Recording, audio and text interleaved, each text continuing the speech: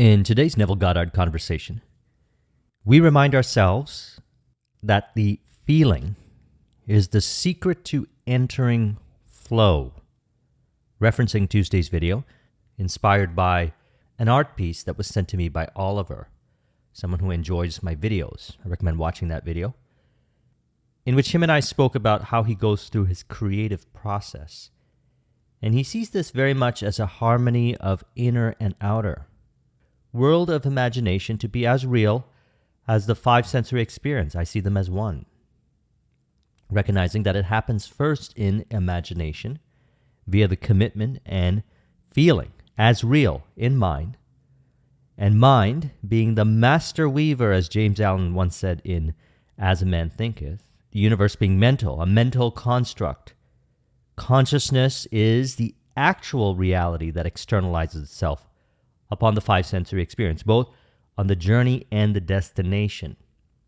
Now, William Blake, an artist who understood this really deeply, said, "Does a firm persuasion that a thing is so make it so?" He replied, "All poets believe it does." Let's look at that. All poets believe it does. And in ages of imagination, this firm persuasion removes mountains. So poets, artists, innovators, inventors, as we discussed, reflecting upon an element from the master key system in regards to Nikola Tesla, on how he goes into imagination and constructs his invention down to the vivid detail of its performance, how it would actually work after expressed, and then actually expressing it in all its vivid accuracy, realized as expression or innovation, invention. I find this to be very inspiring. Here's someone who, from the infinite world of imagination, the source of it all, allows it to express. Now, I like the word flow because it implies so many things here as we reflect upon this question that was asked to Neville. The question is it possible to imagine several things at the same time? Or should I confine my imagining to one desire? In which Neville stated, "Personally, I like to confine my imaginal act to a single thought, but that does not mean I will stop there. During the course of the day, I may imagine many things. But instead of imagining lots of small things, I would suggest that you imagine something so big it includes all the little things. Instead of imagining wealth, health, and friends, imagine being ecstatic. You could not be ecstatic and be in pain. You could not be ecstatic and be threatened with the disposition notice. You could not be ecstatic if you were not enjoying a full measure of friendship and love. What would the feeling be like were you ecstatic without knowing what had happened to produce your ecstasy? Reduce the idea of ecstasy to a single sensation. Isn't it wonderful? Do not allow the conscious reasoning mind to ask why. Rather, repeat over and over again, isn't it wonderful? Suspend judgment as to what is wonderful. Catch the one sensation of the wonder of it all, and things will happen to bear witness to the truth of this sensation. And I promise you, it will include all the little things. Now, I relate to this. I've shared my story in regards to flow. 2017, I was in Playa del Carmen, Mexico, and I reflected upon my life, the successes, the seeming failures, the challenges, the various experiences that I had. And there was one commonality which relates over to the feeling of ecstatic, and that's flow, that seemed to create a favorable, harmonious bridge of incidents to realizing visions, as well as bringing forth unexpected surprises, relationships, life experiences, and certain interesting experiences that I would relate over to that feeling of the reality of ecstatic. And so thus I had made flow a priority. And I noticed that everything began to unfold in a flow-based way. Personal life, business life, just by making flow a priority. one of the benefits of doing this is this allows us to blend our imagination with the five sensory experience, the sixth sense, the inward eye of what we will see one day as the reality, expressed accordingly, outer being a reflection of the inner. Now, this conversation was actually inspired by a business partner. We're working on a deal right now. And here's an individual that earns a lot. He is an embodiment of the Dr. Millikan affirmation, one of my favorites, which Neville had shared. And I quote, "I have a lavish, steady, dependable income consistent with integrity and mutual benefit."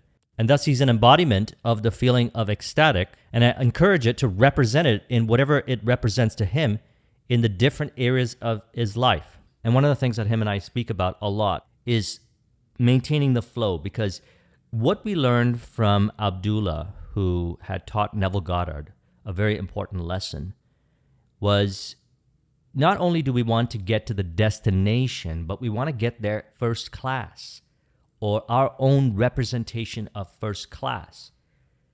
So he talked about buying a car. I believe he's interested in a 911. And he said to me, I don't know if I should buy it. And I said, listen, how do you want to live?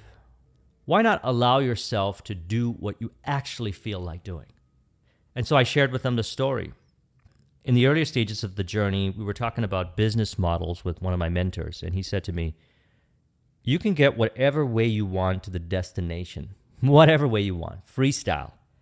Let me ask you a question. How do you want to get there? Do you want to get there in a Cadillac or some other car, whatever he had mentioned, I don't remember, which would not be experienced as comforting as the journey to realizing the vision?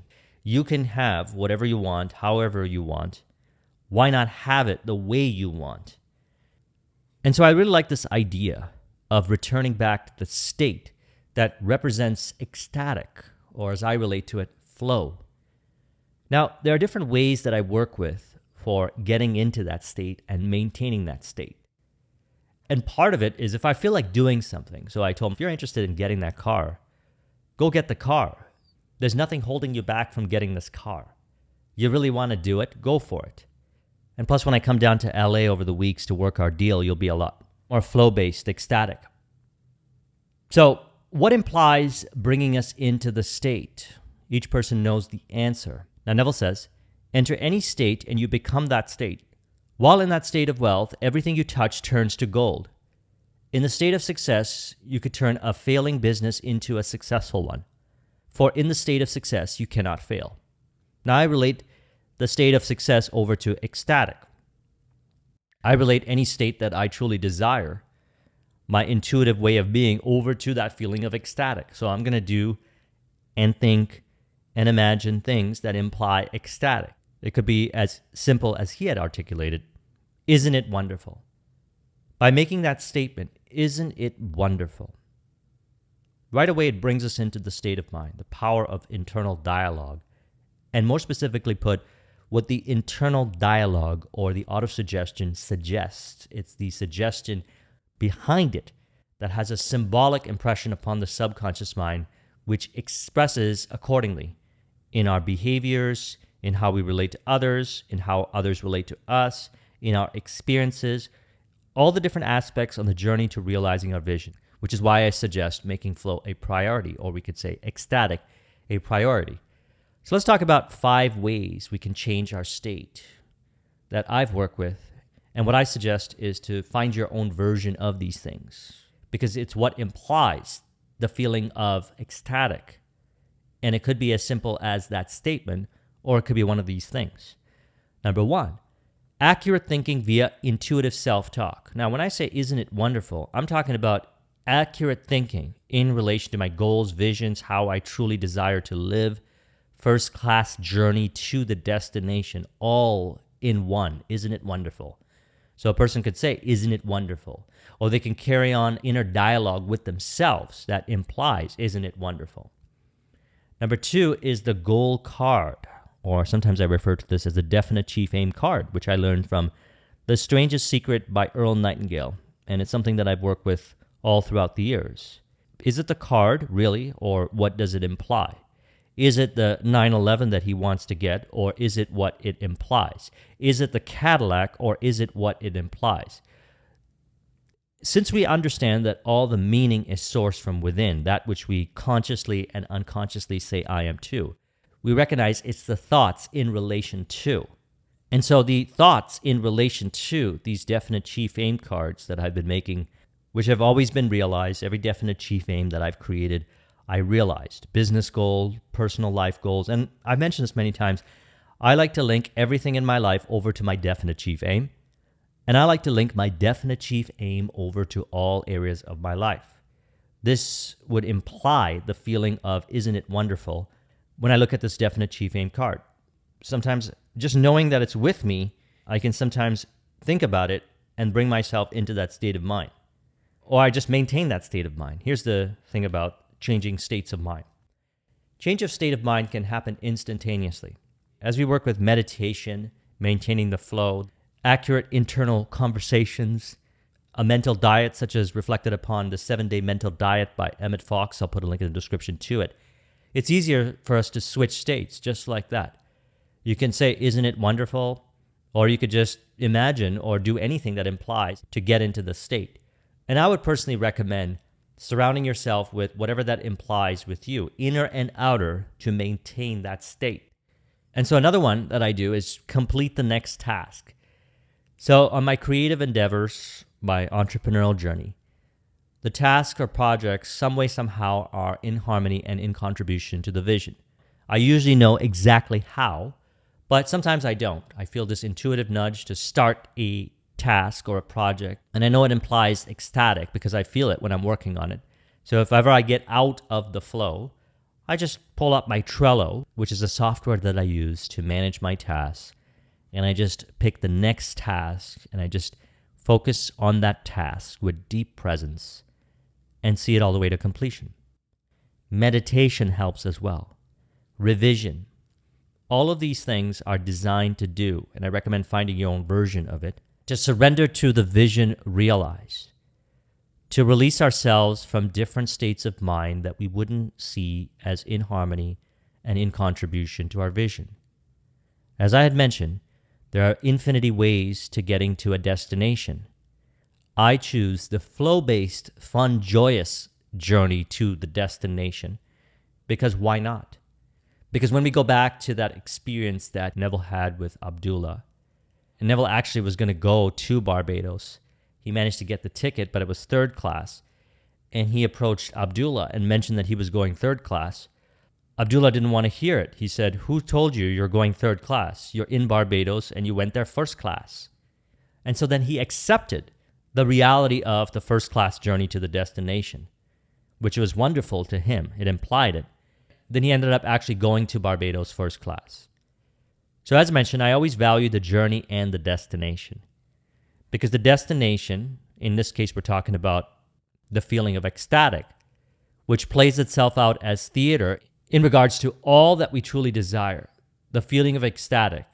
As we maintain this, we realize our definite chief aims, our goals, and we also experience the various aspects of the journey, which I find to be equally as valuable. I value the journey and destination, the desires and the vision, and see them all as one, and we experience reality accordingly, a flow-based journey to the destination.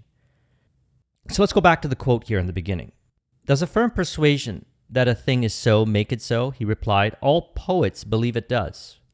So a poetic way of recognizing all our goals, our visions, even though we are not consciously aware of perhaps in the future what we will one day desire to experience, is by consolidating it, as he says here, reducing the idea of ecstasy, which implies all those things to a single sensation. Isn't it wonderful? Now, I don't know about you. When I say that, when I say, isn't it wonderful, it implies hundreds of thousands, millions of things to me. I can certainly sit here for about an hour or two and even longer and describe what it means to me. For example, it implies that I'm doing exactly what it is that I want to do. I'm having the relationships that I want to have. I'm enjoying the life experiences that represent my version of the first class. First class has different meanings for different people. And so what we do is we find our own version of first class through the feeling, association in imagination of what implies that. And here we're talking about consolidating it to a single sensation, isn't it wonderful, which expresses itself accordingly. This is the same to me as making flow a priority, because flow actually implies, isn't it wonderful? When I wake up each day and make flow a priority, I automatically do the things that are in harmony and in contribution to my vision, even if they don't seem like they do. Because I found upon connecting the dots looking backwards, the different ways the bridge of incidents had played out to realizing the definite chief aims, and the different experiences that I had on the journey to realizing the definite chief aims, the harmonious relationships, the friendships, the life experiences, the interesting stories that I always aim to infuse in these videos are actually a result of making flow a priority, thus allowing me, and we could work with any one of these here, or whatever implies to you, to return back to that state, which returns us back to the ecstasy, the single sensation, which we can stimulate via inner conversation or statement that says, isn't it wonderful? So let's go back to the answer to his question here, because I believe it contains an infinite amount of wisdom. I continue to reflect upon the statement because I start to understand it even more so. As we've been discussing, the repetition of the same information and the repetition of the same information from different perspectives that implies flow, isn't it wonderful? And so he says, personally, I like to confine my imaginal act to a single thought, but that does not mean I will stop there. During the course of a day, I may imagine many things, but instead of imagining lots of small things, I would suggest that you imagine something so big it includes all the little things. Instead of imagining wealth, health, and friends, imagine being ecstatic. You could not be ecstatic and be in pain. You could not be ecstatic and be threatened with a disposition notice. You could not be ecstatic if you were not enjoying a full measure of friendship and love. What would the feeling be like if you were ecstatic without knowing what had happened to produce your ecstasy? Reduce the idea of ecstasy to a single sensation. Isn't it wonderful? Do not allow the conscious reasoning mind to ask why, because if it does, it will start to look for visible causes, or we could say it may look for visible causes. As we begin to reconcile and make peace with our thinking patterns within, you'll find yourself easily surrendered to the vision in your imagination, that which implies, thus being able to blend the inner and outer and see them as one. And so he says, rather repeat over and over again, isn't it wonderful? Suspend judgment as to what is wonderful. Catch the one sensation of the wonder of it all, and things will happen to bear witness to the truth of this sensation. And I promise you, it will include all the little things, all the different aspects, flow-based journey to realizing the destination, the vision. So I trust you found this video to be helpful. Let's go ahead and conclude this with an auto-suggestion to further encourage. Say, I recognize every day my ability to poetically stimulate in my imagination what implies a flow-based journey to the destination, thus revealing all the different aspects of what I consider to be the destination on the journey each day. Upon reflection of these experiences, I realize that the experiences imply flow and ecstasy. As a result, I reestablish my relationship with imagination as the source of all my creative expressions. Through this process, I understand how mind is the master weaver. Universe is mental.